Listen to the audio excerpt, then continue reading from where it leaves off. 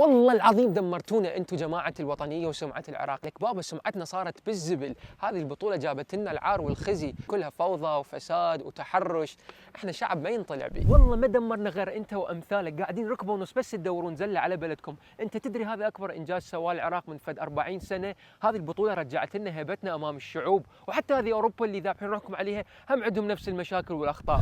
بس دقيقه اخوان على كيفكم.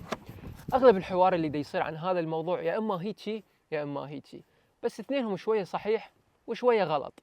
احنا مو شعب ما ينطلع بيه، احنا شعب عشنا هوايه سنين من الانغلاق والحروب سببت لنا هوايه مشاكل وعادات سيئه، وحتى نتعلم ونصير احسن لازم نخوض هذه التجارب، نسوي بطولات، نختلط بالشعوب، وبنفس الوقت لازم نعترف باخطائنا ونقاط ضعفنا حتى نحسنها بالمستقبل. وبالاخير كل هذه الناس عندها حق، الاشخاص اللي زعلانين من الاخطاء اللي صارت بالتنظيم عندهم حق لانه يتمنون يشوفون بلدهم بمستوى احسن وكانت توقعاتهم عاليه، والاشخاص اللي زعلانين من يشوفون الناس تحكي بالسلبيه همين عندهم حق، كانوا فرحانين يشوفون بلدهم بهذا المستوى وما يريدون احد يخرب عليهم هذه الفرحه ويقعد يحكي بالسلبيات. احنا كنا نحب البلد ونحب الشعب ونتمنى الخير والفرحه للجميع، وعاشوا عيشه سعيده.